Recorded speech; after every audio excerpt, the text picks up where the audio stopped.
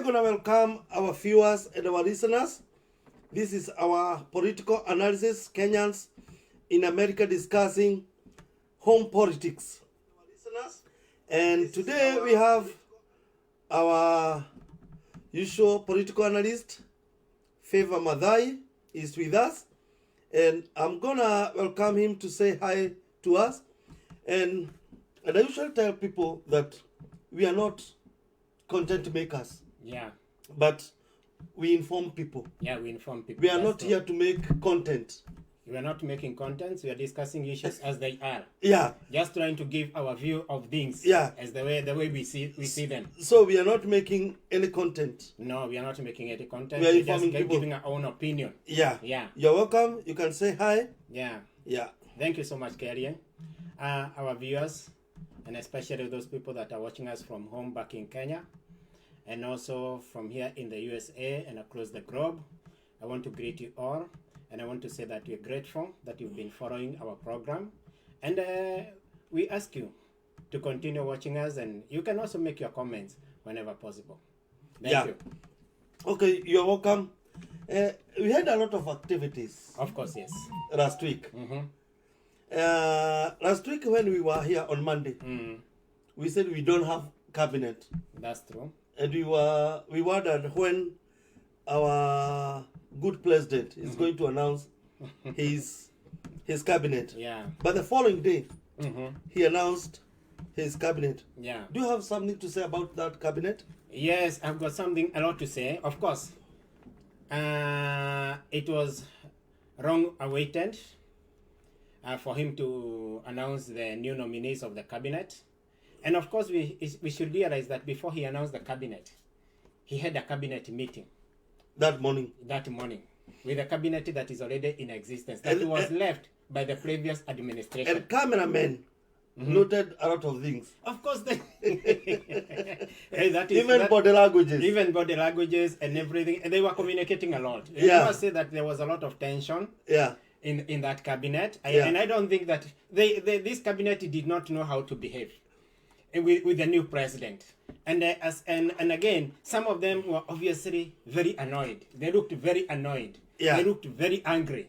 They looked very dull, very dark. And especially, I would like to note, especially one person or two people that stood out. Yeah. Was very annoyed and very angry. Yeah. With very dark faces. Yeah.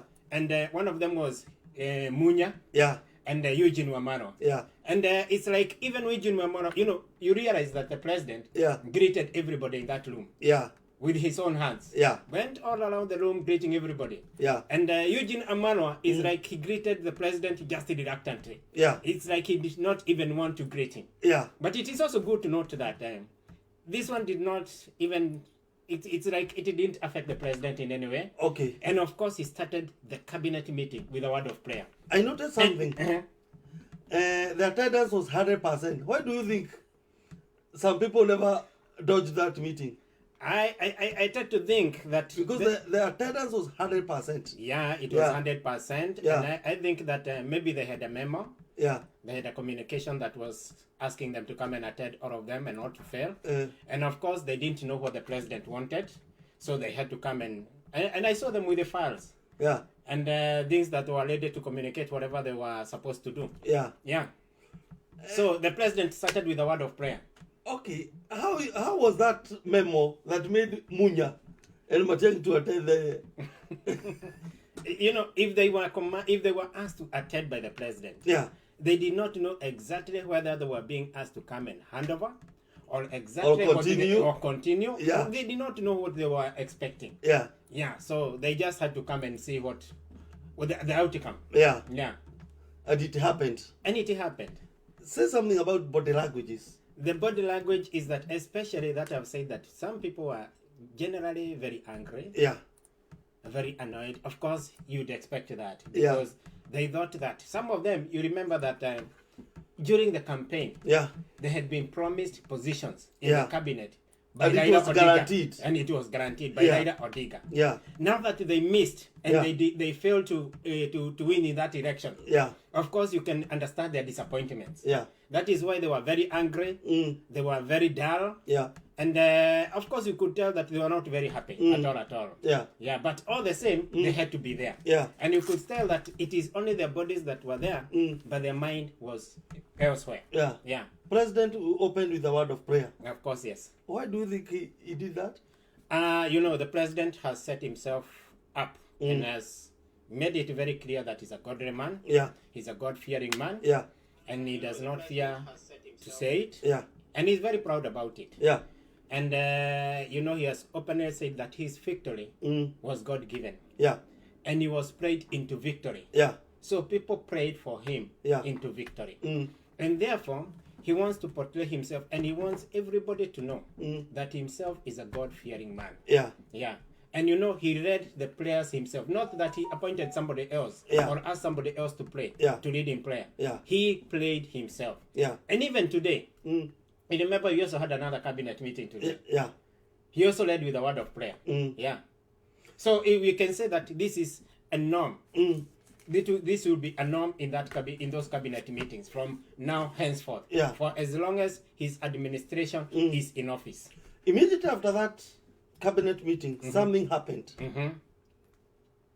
I don't know whether some people were caught off guard. Yeah. After that meeting, he announced the new cabinet. Of course. Of Do course. you have something to say about the new cabinet? Of course, we had waited for it for a long time. Yeah. And you remember even some people are making noises and telling Ruto to name his government and all those kind of things. But of course, he did it that day. Yeah. And of course, it also caught us off guard. We didn't expect it. When we were here discussing politics last week, we were not expecting it to happen so soon. And but it happened. Yeah. And of course, from the list of the cabinet nominees that he named those or he announced that time, you can tell that there were big gains. Yeah. And there are some people that were missing, obviously, that you did not expect to miss in that Like list. Didinyoro. Like Didinyoro. Don't you think it's like president wanted to leave some soldiers at parliament? Imagine Didinyoro is not in parliament, Kimani Ichung'wah is not in parliament. Those are his soldiers. And it's like he's preparing Didinyoro to be president one day. Look, every meeting he's going. Even when he went to he had planned to go to Uganda. Even yesterday when he went to Omabe, he goes with Didinyoro. Always Didinyoro is with him. Don't you think he's preparing this man for something else? Yeah, I can remember that sometimes in the course of last term, the mid-term of the last administration. Yeah. In Kiharu, when the deputy president visited Kiharu, where Didinyoro is the member of parliament, he told those people that he's trying to bring up this guy and to brood him. And of course, we can see that is a continuation of the promise that he made. Yeah. And of course, he has seen potential in that guy. Yeah. And of course, we can say he's a courageous guy. Yeah. He's a bright man. Yeah. And we can say that he has got a great future ahead of him. Yeah. God willing, maybe one day he'll be the head of state. Okay. And but of course, it's good to mention that there are some people that obviously were mentioned in that list, like Mutua. And one, of course, would ask why Mutua was named, especially from the lower eastern part of the country. And why is it that Mutua was named and not somebody like Mudamba? And of course, he landed in a very prominent docket, the foreign affairs docket. Yeah. And of course, people expected that docket to go to Ababu Namwamba. Yeah. But obviously, maybe the president had other ideas. Yeah. Then there were those other people that gained a lot, like Kidike Gidure. Yeah. Linturi. It's like Mount Kenya gained a lot. Of course, they gained a lot, but I also tend to think that 48% of the votes that the president got came from Mount Kenya. Because now, in Mount Kenya, you have the deputy president, Yeah. a very powerful document, docket, interior. Yeah. Where is Miano is from where? Still from Mount Kenya region. Yeah, Aris, Alice. Moses Kuria, Namutiri. then Attorney General. You have the And the Attorney General? Muturi, and the Muturi, the former speaker. Don't forget the former speaker. Yeah, the Attorney General. Mm-hmm. He's the Attorney General. Yeah. You have the Deputy President. Mm-hmm. You have the Minister of Interior. Mm-hmm. Jogona Dongo also. Yeah. You have Finance. the Central Bank Governor. Mm-hmm. Yeah. Yeah, former central bank governor. Yeah. Yeah, and now he'll be coming back after 7 years. Yeah. Don't you think Mount Kenya has gained a lot? More It than has. anything? It has. Obviously, it has.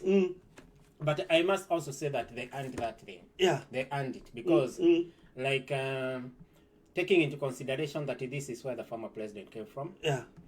and they came out to vote for the deputy president of Ahurumingere Yeah. against the wishes of the former president Uhuru Kenyatta. Yeah. It gave them a place in the government of William Ruto. Yeah. And of course, don't forget that William Ruto is also looking ahead in 2027. And he wants to keep his basis solid. Yeah. He wants to keep Rift Valley and Mount Kenya region solid, Yeah. as even as he ventures into other regions. Yeah. Yeah. So, but you can also say that he also had other ideas in mind. Like, for example, if you look at the appointment of especially Jogona Dongo Yeah. into the treasury, Yeah. he was strategically positioned so that he can be able to resuscitate Yeah. our ailing economy, or an economy that is almost on the deathbed. Yeah. Yeah. Yeah. Okay. What are the names you expected to see there and you never saw them? Of course, there is one. I've already said Mudama. Mudama? We expected Mudama to be there. We expected maybe somebody like Sonko. You know, he came with his own party. Yeah. And he had a plea. Coalition arrangement with the DP. And of course, there are some other people like Kafogo. Yeah. There is Ketu Arugoro. And of course, you have also said Didi Nyoro. You have also said David D. Yeah. David D. David D. Economist. D is one and the same thing. He's Yeah. an economist. But Yeah. of course, some of these people that you are naming, and of course, Hassan Omar from Mombasa. Yeah. People expected Hassan Omar from Mombasa Yeah. to be in that list. Yeah. And but of course, we realize that these are very few positions. We only have 22 positions. And of course, the people that were supporting the deputy president are so many. Yeah. So that they cannot all fit here. But you expect most of these people that you are naming here, but most of them will appear in other appointments. Like, for example, PSS, Yeah. principal secretaries. Yeah. Others will go to ambassadorial and high commissioners appointments. Yeah. Others will go to board chairmen and board members. Those kind of appointments. Yeah, but of course, somebody like Didi Nyoro, I don't expect him to be nominated in another position. Okay. I expect him to remain in parliament. And of course, we realize that he only made 3 appointments from parliament. Yeah. That is the appointment of Dware, Kipchumba Murkomen, and Alice Wahome. Yeah. But you should also realize that 75% or thereabout of his appointments were politicians. Yeah. Kenya Kwanza signed a charter with women that they will get half of the ministers of the cabinet, and most people doesn't consider cabinet as the PS or the full ministers. Yeah. What do you say about it? Is it hard to balance the promises with the reality? How when you have the government, you cannot be able to fulfill all the promises.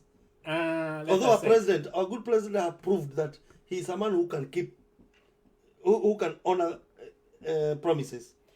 Of course, he's a man that honors promises. Yeah. And that one is shown by the way he appointed this cabinet. Yeah. And of course, he kept many promises, like he appointed the Speaker of the National Assembly Yeah.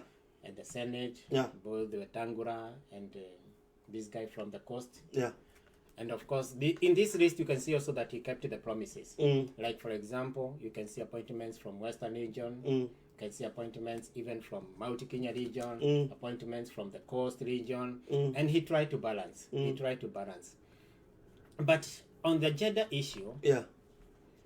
that one is another game ball altogether. And I think as much as he wanted to appoint 50%, the reality was speaking otherwise. And therefore he had to adjust. And I guess even people themselves, even Kenyans understand that was a bit hard. Do you think Kenya Kwanza or the president need to make a political statement or the same? I don't think so. I don't think so. I don't think it is necessary. Okay. Because of course he fulfilled the constitutional requirement. Yeah. That is a third Yeah.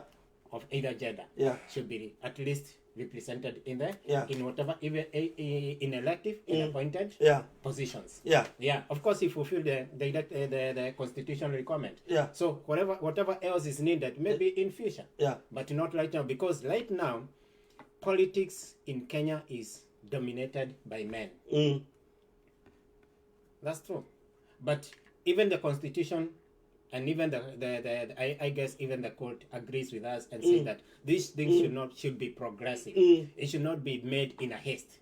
So progressively we might reach there. But we should also note this, that we should not so much emphasize on women against men. Girl child against boy child. Because we should also realize that man also has responsibility. That's a topic for another day. He's a husband. He's a father. He's a leader. And he is expected to have some strength, especially financial muscle, so that he can be able to carry his own responsibility. So if you take money from men and you take leadership from men, what are you telling us? Okay, we didn't see most of the members from the previous cabinet, now the current, that is in the office, appearing in the new cabinet naming, except like Monica Juma, and not in the inner core of the cabinet. What do you say? There was no CS that could have come into the Let me tell you something. cabinet. You know, largely, by and large, we also asked that question last time, and I said that I did not expect anybody in the former cabinet to be reappointed in the new At all. in the new cabinet, and I did not see anybody coming back or making it back into the new cabinet, despite the fact that William Ruto was also part of that cabinet, being the deputy the deputy president. Then, but of course, that cabinet was leaning too much on the Uhuru Kenyatta. And Ruto really needed people to come, and new people that will come and work with him, people that have bought his vision, and people that are able to push that vision. Okay, do you think there's somebody from this cabinet that is in the office now, the outgoing, that will be given job by this government elsewhere, not necessarily the cabinet, maybe board member, like that? There could be a possibility of one or two. And these people, some of them are also politicians. They are able to reinvent themselves. Yeah. So maybe later on, you can see them elsewhere. But I don't think at the beginning, at the start of things, it's going to happen. Before we, I want us to go to another issue. But people are asking, the prime cabinet minister, another name we can call him The prime minister. yeah. People are saying that it's not in the constitution. But they never questioned when Tuju was given a minister without portfolio. And they never questioned. You remember Tuju? Yeah, he has was a served minister. 5 years as a minister without portfolio. Without portfolio. So he has enjoyed a certain privileges of a minister just to be in that any cabinet. Substantive responsibilities. Without any portfolio. Yeah. But He now did they are not have any questioning. substantive responsibilities. Yeah. But he also, this is one and the same thing as what Matiang'i was. Because literally, Matiang'i was a prime minister. The difference is, It's only the naming, the title. no. First of all, Matiang'i had a docket, a ministry. Then it was like a glorified minister. Yeah, because of the responsibilities that he was given. Then a question. When President Ruto will forward the names to Parliament, is he going to front the name of Musalia? I am not very sure, but I think so. Yeah. I think so because he's also in the cabinet. Yeah.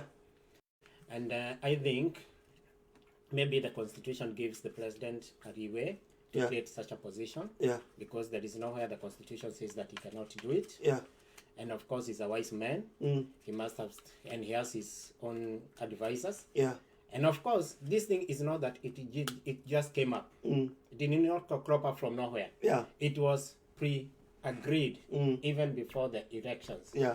That on both sides. on both sides. Even as Mio. Yeah, they had And the same promised position. Kalonzo. Yeah, they promised Kalonzo on the same thing. So this one is agreeable to both parties or to both sides of the political divide. So anyway, the board of contention is the responsibilities and the duties of the prime cabinet secretary and the responsibilities of the deputy president. Some people are arguing and saying that they have overlapping responsibilities. But according to me, the way I listen to the president, he categorically stated the responsibilities of the deputy president and the responsibilities of the prime cabinet secretary. And he said that the prime cabinet secretary, those people that are saying that they have overlapping responsibilities, he said the prime cabinet secretary will helping the president and the deputy president fulfill their mandate. So yeah, because some people are trying to say that president had some difficulties trying to distinguish the responsibility of the deputy president. It's true. Yeah, that is arguments from some quarters. But let me say this: if you saw the way they came even to that press conference to announce those things, they came the three of them. Yeah. And it means they had a meeting. Yeah. And before they announced this thing, they sat down and agreed, you're going to take these responsibilities, and you're going to take these responsibilities. So even as Musalia Mudavadi was being announced as the prime cabinet secretary, he already knew his responsibilities. Yeah. Okay. Now, so I don't think there will be any problem. Also, Parliament was opened. Yeah. There was official opening by the president, and we had a speech. But now, before we go there, we have thousands and thousands of messages from our viewers. Thank you. And our listeners. Okay, I'll just read like two. Prophet Richard Watatua is saying, Akodani. Welcome. Yeah. David Muturu, although we have not discussed about this, he's saying, I thought Kenya ports are going to be seized, but were given away. Unbelievable. Do you want to say something? Then we go to the next topic. I would like to say this. You know that the president ordered those things, the port to be returned to Mombasa. Yeah. And I think we don't have much to discuss about it for now because we don't have much details. Yeah. But with the time, as we get the details, we'll be able to discuss in a sensible manner. Yeah. Yeah. Dear listeners and viewers, this is Pacific Waves Television, one-on-one from Seattle, Washington. This is a live show, and as we said, that we are not content makers. We are just passing some information. Pacific Waves International Television, a TV close to your heart. Most educative interviews, transformative shows, brings you live experiences to help you learn and be entertained. Pacific Waves International Television, a place of nourishment. Favor Mathai. Yes. There was official opening of the parliament, the two houses. It's called bilateral. Bicameral. Bicameral parliament. Yeah. We also saw cameras noticing a lot of things. Like the handshake between the president and this guy from Azimio. What do you call him? This Somali guy Yeah, from Migori. yeah. So there were a lot of things, and some complained that there were a lot of clergy in the house. They expected one or two, but there were a lot of them. Some complained that they were not supposed to come on the floor of the parliament. They were supposed, I don't know, they were supposed to use another door somewhere. What do you say about the opening of parliament by by President William Ruto? Unajua sasa tunazoea hatukuwa tumezoea. We are used to President Uhuru Kenyatta. Yeah. Now it is President William Ruto. Yeah. And it is a constitutional responsibility for the president to open every parliament, every new parliament. Yeah.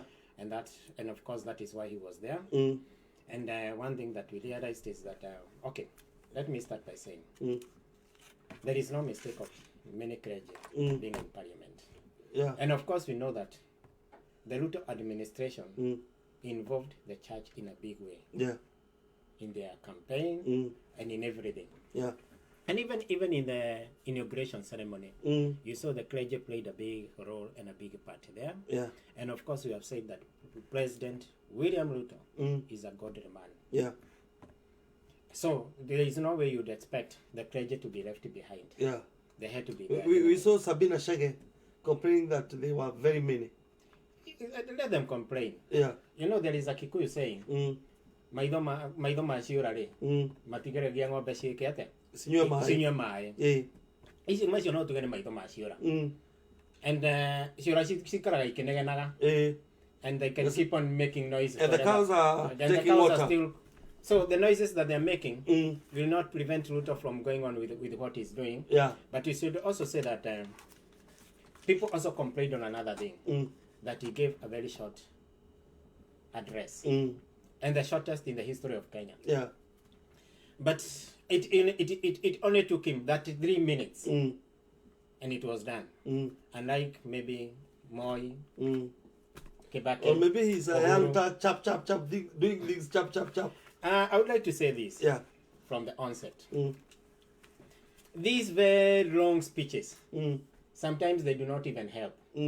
Because by the end, the president is finishing. Until people doze in the parliament. They doze, and by the end, he's finishing reading his address or his statement, whatever it is. You can't connect. You cannot even remember what he said when he was starting and what was said in between, and all those kind of things. Yeah. But this one of William Ruto was very short, but also very clear. Yeah.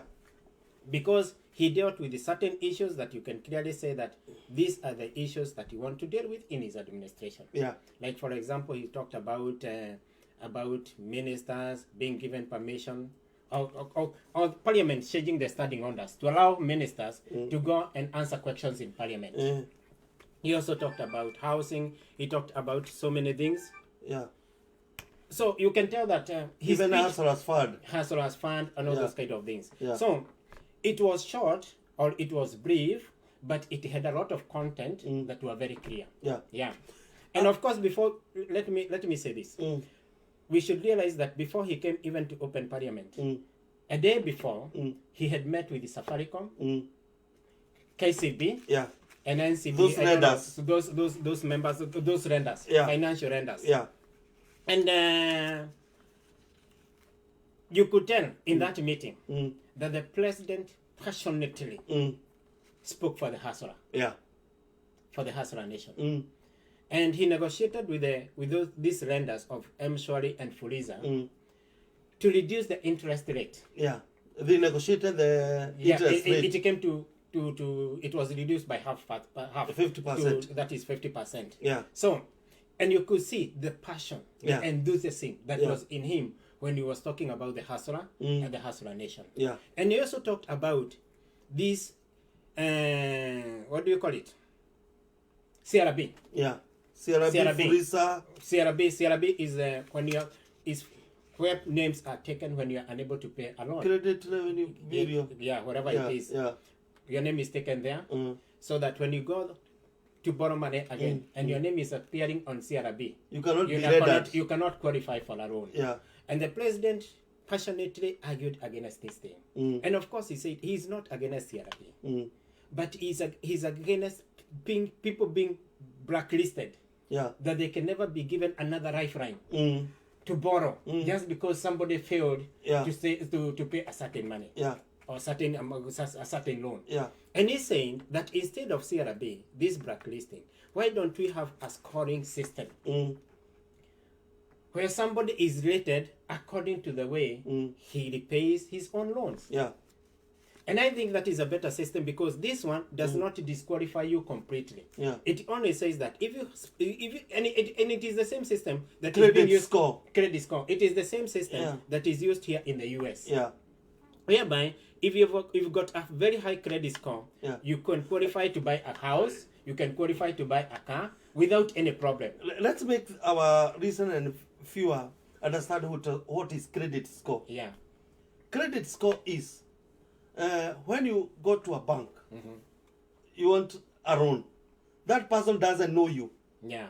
but he wants to know how disciplined are you on paying loans Yeah. and even in your finances. So he pulls the credit, Your record. your record. Your record. Yeah. So he's able to understand you through Your record. your credit score. Yeah. You mentioned about the hustlers. Yeah. I'll take you back a bit. An issue we have just concluded about the cabinet. One hustler from here, from diaspora, says that we never clarified something. Kenya Kwanza, even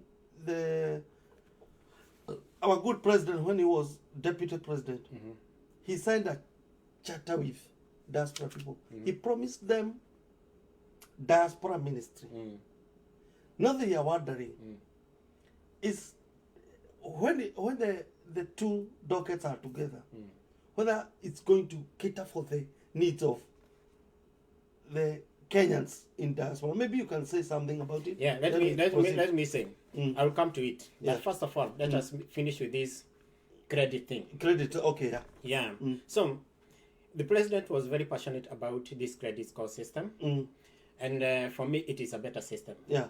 Because you're given credit according to your own rating. And of course, this one does not close you out Yeah. of being given credit. You be given. You only qualify as much as your You are credit capable. is. Uh, According to the credit showing, that is whatever rating that you have. So if you have a high scoring, you can qualify for big things, big loans, Yeah. even a mortgage, even a car or something like that. If you've got poor credit rating, the bank may not necessarily refuse you rating, but it will only give you a small credit. So that if you're able to qualify, if you pay that credit promptly, Yeah. then your credit rating continues to increase. Yeah. So you build your credit with the time, and eventually you'll be able to, you can be able to acquire that big credit. Yeah. So the deputy president, or the president rather, William Ruto, is very passionate about the hustler. That is his heartbeat. The heartbeat of the president is the hustler nation. And of course, the hustler nation is the one that brought him into office. The bottom up. The bottom up. Yeah. And of course, that is why we said we are going to have another Kibaki movement. Because Kibaki came into office with the idea of uplifting the living standards of the low people in the society. And that is why we saw border borders coming up. That is why he even came with a policy that the government is not going to borrow money from the banks. Yeah. So that the public can be able to borrow money from the bank. Because what happens is usually when the government is borrowing money from the bank, because the government is more secure in repaying their credits, the banks will tend to lend to the government other than to the public. But Kibaki said we are not going to borrow money from the banks so that the public can borrow money. And we saw when the banks started giving credit to Mwananchi, to common people, and even teaching tents on the road, on the streets, Hawking hawking credit Yeah. or hawking money. We saw and that people could open accounts on the on roadside. on the roadside, Yeah. just on the roadside, and that is when we saw that many businesses came up, and the economy of the country changed Because in the funds are revolving. they are evolving, and, Yeah. and at the same time, this credit that you issue to somebody, he's able to go and invest in a business, a certain business that he's doing or whatever, or start a business, and that credit helps that person to earn a living. And also create job And also for create himself job. and maybe for others. and also for others. And Yeah. that is why you say there was accelerated economic growth Yeah. in the Kibaki regime. Yeah. But and that is the same thing that Ruto wants to introduce in his administration. Okay. President's speech. Immediately. Let me before you go you go to the president's speech. Let me answer about the diaspora. The diaspora ministry. The diaspora ministry. Because still the diasporans are crying for that ministry. Let me say this. Let me say this. It is important to realize that diaspora remittances are very high in Kenya, exceeding even coffee, exceeding tea, and anything else. And but even with that, and as important as it is, because they have also spurred a lot of economic growth in the country. Like for example, many buildings that are coming up in Nairobi, in Nakuru, Thika, elsewhere, Mombasa, everywhere. Most of these buildings are being built by people in the diaspora. And of course, they have also helped to alleviate the living standards of their families back at home, and also in some developments. Because, like for example, maybe have a school that is being built in our home area, or a church that is being built in our home area, and people will just go to family members and tell them, can you give us the number of your brother or of your son who is there and there? We would like him to assist us in building this church. Or any we said donations, even to help in the development of things in our home. So, but even with that, I don't think that diaspora should have a ministry studying by itself. I think it should be a department in the Ministry of Foreign Affairs, because by and large we are under the Ministry of Foreign Affairs. We are in a foreign country. Our issues should be looked at in that way. We should be a department. Yeah, because a department. The diaspora people are still complaining that there is no taxation without representation. You have just said that they remit a lot back in Kenya. And they are saying no taxation without representation. Let me ask you something. You see? Let me ask you something. Yeah. Ruto has said that, and I think that even when he was, you remember when we were opening the UDA office? Yeah. And he talked much about the diaspora. Yeah. And even later on, he has talked much about the diaspora. But he said that he's going to make sure, because it is not fair for a person to be taxed twice. We work here in the US. We are taxed here in the US. Yeah. And it is unfair for you to be taxed here, and then the same income is taxed back at home. Yeah. And he said he's going to make sure that the income that we send home is not taxed. Simple. We only need to have. We do not need a ministry of diasporans. We only need the right policies in place. They were also asking whether they can be allowed to export cars. Okay, fine. Yeah. Let me tell you something. That is a policy. Yeah. And that policy can still come under the Ministry of Foreign Affairs in the Department of the Diaspora. Yeah. Because they are saying the Ministry of Foreign Affairs have not helped the diaspora people. Diaspora. Like in the Middle East, we hear our women getting tortured. And what they argue is that those employers compromise with the staff from Kenyan consulates and embassies. The employer will rush there, give them money. So when that woman takes his grievances, that person already has money. So they were saying the Foreign Affairs Ministry have not helped the diaspora people. But let me tell you something. Yeah. That is an issue with corruption. And corruption has no boundaries. Even if we had a diaspora So it's about ministry, morals. it's about morals. Okay. It's about morals. Who said that even if we had a diaspora ministry, people will not be compromised with corruption? Wabui Gata, loud and clear here in Kano State, bottom up. Okay. About the president's speech, we immediately had the SMEO readers had press conference, and they disagreed with that speech by the president. Yeah. We remember Kalonzo calling for a press conference. Yeah. And quite a number of members of parliament in the Azimio came to that and attended that press conference. Yeah. And was very critical of the speech. He said that it is the shortest speech that the president has made in the opening of parliament. Yeah. And all those kind of things. And then he also criticized the appointments of cabinet secretaries. He said some of them. Yeah. He said some of them were not supposed to be. Some people were not supposed to be included. Yeah. In the cabinet list. Yeah. And of course you can understand. He said that some of them have cases like cases of murder. Others have got these ABCD cases. And he asked the members of parliament from Azimio to not to support those cabinet nominees when the names are brought to parliament. Yeah. Are brought to parliament. And we understand. We understand. This is, Kalonzo, you can understand his bitterness. But I don't know why he's taking his bitterness to Ruto. Because we also understand his watermelon nature. Yeah. And maybe because of his watermelon nature, that is why he made a poor decision that he regrets even today. He just of joining us. And you remember, let me tell you. There are some people who wake up and choose to fail. He chose to fail. And of course, you remember himself with his own mouth. Yeah. He said he would be the most foolish person. Yeah. If he would go and support Raila Yeah. for that time. Yeah. But eventually, he ended up doing the same. Yeah. And we can, and of course, you remember those people that he had formed a coalition with, like Mwetangula and Musalia Mudavadi. Yeah. They're already in the government. Yeah. They're already holding. Wao walipata miba na Wakaza.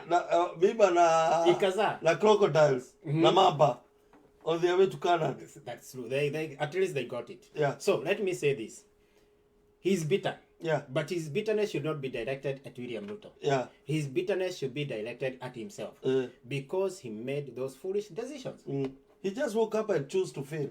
He just woke up as Na kuna wengi walizama. And you remember, even just let me tell you something. Look, even when he went to collect papers for the speaker's position, he did not even know what he wanted. He did not know whether he wanted to be a speaker of the National Assembly or even he wanted to be a speaker of the Senate. Yeah. Finally, even after presenting his own name to both houses, he withdrew. That is his watermelon nature. And is he a man who cannot be trusted? Let me tell you something. I don't think, as much as, okay, everybody has his own weaknesses and he has his own strengths. And we can always laud him for the way he supported Kibaki in his second term, all the way to the end when he was the vice president. But after that, he has demonstrated a lot of weaknesses in his leadership. And it is coming out clearly that Kalonzo Musyoka cannot be able to lead the country. He cannot make a good president. On that note, Raila Amolo Odinga, the Azimio presidential candidate, had a party in Safari Park. Was it a party or was it a meeting? Okay. Whatever it is. Yeah. Yeah. What do you say about that meeting and the fate and the future of Raila Amolo Odinga, Kalonzo, and Mother Karua? Well. From Safari Park, Raila, when he was addressing the Azimio leaders there, he said, and he claimed that he won the election, and he had 60%, while Ruto had 40%. And they had a difference of 2 million votes, or thereby. Yeah. And he went ahead to say that Chebukati is the one that stole his election because he was paid by Ruto to steal the election. Mm. And he went ahead to claim that the Supreme Court judges had long ago, even before the election, been paid money by Ruto so that they can steal his election. And for me, let me tell you something. I think Raila Odinga has taken Kenyans for a fool for a long time.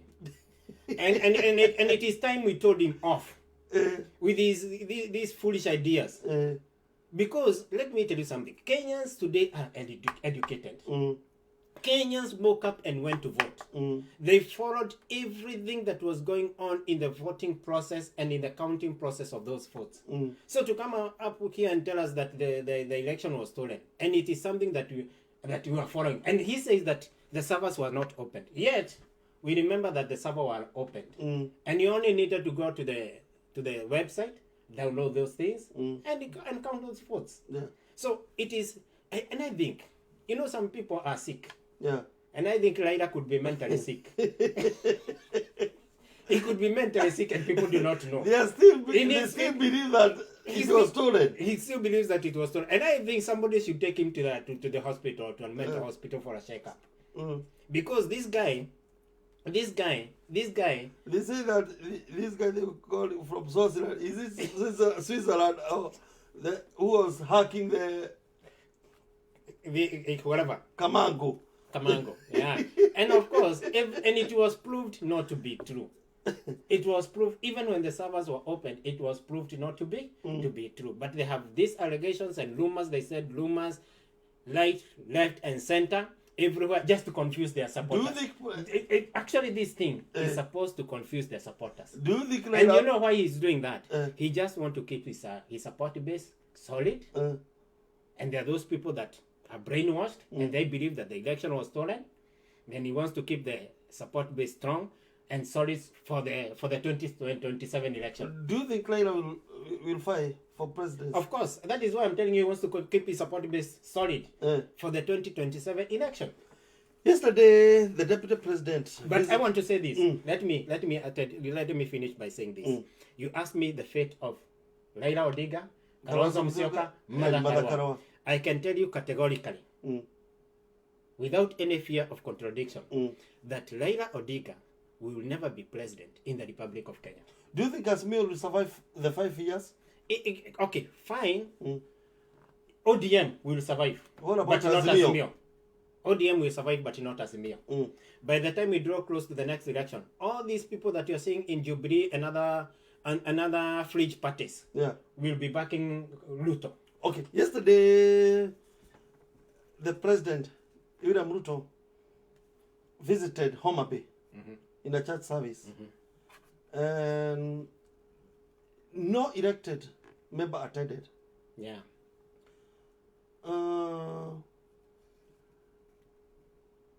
The governor, Gladys Wanga, said that she was in Mombasa for another important official duties. Yeah. Peter Karuma, the parliament, said he never had fare. Okay. Let me say this. Some of those are just mere excuses. And was it a sabotage? Even the MCA. Of course, you understand. Maybe even they were even told by their party not to attend or not to show up. But you can understand. As I said, all these things will not stop the president from doing what he wants. Yeah. But you can also there is a good thing on the part of it that the people of Homa Bay receive the president very warmly. Yeah. And that is the most important thing. Yeah. And also, you also realize that the president, while addressing the people in Homa Bay, he said that he will not leave them out. Yeah. In his government. Yeah. And in the development of the nation. Yeah. They will be included. Yeah. And he also said he has a charter with them and he's going to fulfill that charter. Yeah. So that is the most important thing. So whether Kaluma, whether Wanga attends or not, it does not make anything. Yeah. It is neither there nor there. Yeah. And of course, if they want to come, they are welcome. If they don't want to come, let them stay. Yeah. Yeah.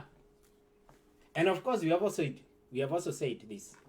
And Ruto has also said, we want you to be in the opposition. Just maintain your position in your position. Yeah. Because we want you to provide oversight over the government. Yeah. Yeah. We have like 3 minutes remaining. Today, President William Ruto was in Mukuru kwa Jenga. And he said few things here and there. But I would like to remind our listeners that we are in Pacific Waves. This is a live show. And I would repeat again and again that we are not making any content. We are just informing people and analyzing the activities back home.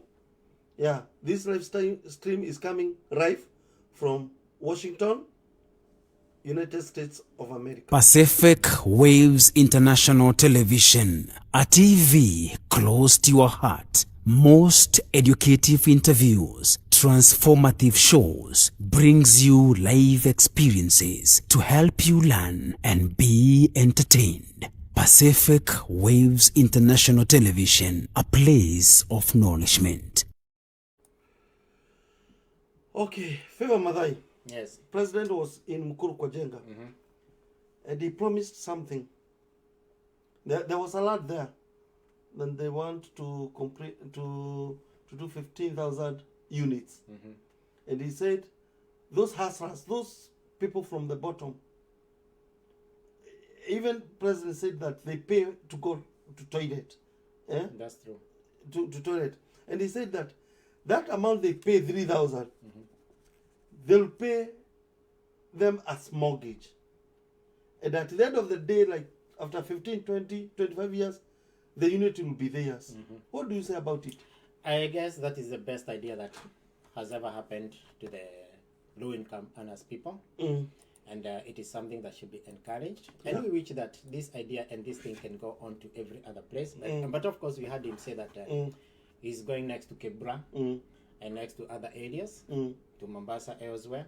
So we are going to have a housing scheme and new houses that will be built by the government. And he has also said it's not just the government. He's also going to bring the private sector in so that they can be able to do more. Yeah. Because the government can only be able to do much, but the private sector can also be able to do a great part. Do you think he is so intentional and deliberate to eradicate the slums? Of course, what he wants to eradicate is the slum and poor living standards. Do you think those people who live there will cooperate? Are they willing to move out from that living Let me say something. status? Let me tell you something. You'd only be foolish if you refuse. But a wise person will always agree. Because if I want to get you out of the mud and to take you to a higher place, why would you refuse? You can only be foolish if you refuse. Don't you think some people will come and incite them? This is politics. This can only be politics because let me tell you something. You know, there are some people that want to keep people poor so that they can do politics and they can exploit them whenever campaigns come. Yeah. But we want to get people out of poverty and we want people to live a good life because everybody is entitled to a good living standard. Everybody is entitled to a decent toilet. Yeah. Everybody is entitled to a decent living room. Yeah. Or even a decent bedroom. Yeah. Yeah. Yeah. We don't need flying toilets like in Kibera. Yeah. And you remember somebody has been there for 20 years. Yeah. Being an MP. Yeah. And he did nothing for 20 years. Yeah. Yeah. So we say that this is the best idea. And it gives hope to many people. Because those people have never owned a house and they never had hope of ever owning a house anywhere. Yeah. Yeah. And now they have hope of owning a house. Okay. So we should say that the government is working and is doing great. And we expect more in the future. And we should support this government. We should support this government with everything that we have. Yeah. Not because only, if it fails, we fail. And if it succeeds, we succeed. And of course, not only supporting this government by the word of mouth, but also supporting this government with our prayers. It came into office by prayer. It will be it's a product of prayers. It is a product of prayer. It will be sustained by prayers. And it will end with prayers. Yeah. Yeah. Okay, we meet here next Monday. Thank you so much. Shot. Thank you so much, Kiarie. It was good being with you here on this studio. And I think we have relayed a good message to the people, and we hope that we have more next time. Thank you, our viewers. God bless you. Yeah, we are inviting more Kenyans from diaspora in the USA to discuss home politics. That's true. I'm Kiarie Prestige. Till next Monday, God bless you. Amen. Pacific Waves International Television, a TV close to your heart. Most educative interviews, transformative shows, brings you live experiences to help you learn and be entertained. Pacific Waves International Television, a place of nourishment.